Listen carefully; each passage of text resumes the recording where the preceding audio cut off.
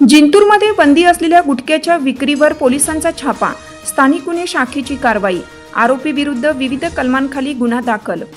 जिंतूर येथील बलसा रोडवरील नॅशनल किराणा दुकानात बंदी घातलेल्या गुटखा व तंबाखूजन्य पदार्थाची विक्री होत असल्याची माहिती मिळाल्यानंतर स्थानिक गुन्हे शाखेने 23 एप्रिल 2026 रोजी सायंकाळी 5:10 छापा टाकला।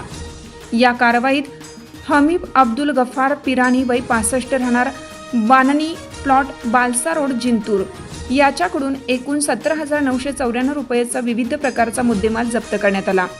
जप्त केलेल्या मालामध्ये प्रीमियम राजनिवास सुगंधित पान मसाला, जाफरानी जर्दा, विमल पान मसाला, V1 तंबाखू तसेच इतर विविध ब्रँडचे पान मसाला व तंबाखूजन्य पदार्थांचा समावेश आहे।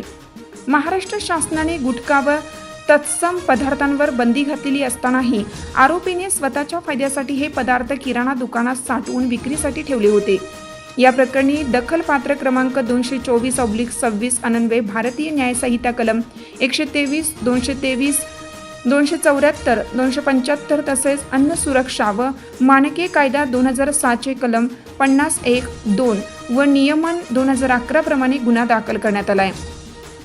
ही कारवाई पोलीस अधीक्षक रवींद्र सिंह परदेशी व सहाय्यक पोलीस अधीक्षक जीवन बेनीवाल यांच्या मार्गदर्शनाखाली पोलीस निरीक्षक विवेकानंद पाटील, सहाय्यक पोलीस निरीक्षक श्रीधर जगताप तसेच पोलीस अंमलदार सिद्धेश्वर साठे, नामदेव डुबे, राम पौळ, जयश्री आव्हाड, बुधवंत तुपसुंदर, माणिक डुकरे यांच्या पथकाने केली।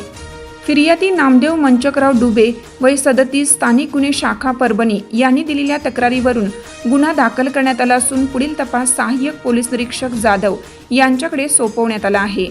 गुन्हा 23 एप्रिल 2026 रोजी सायंकाळी 7:15 नोंदवण्यात आला।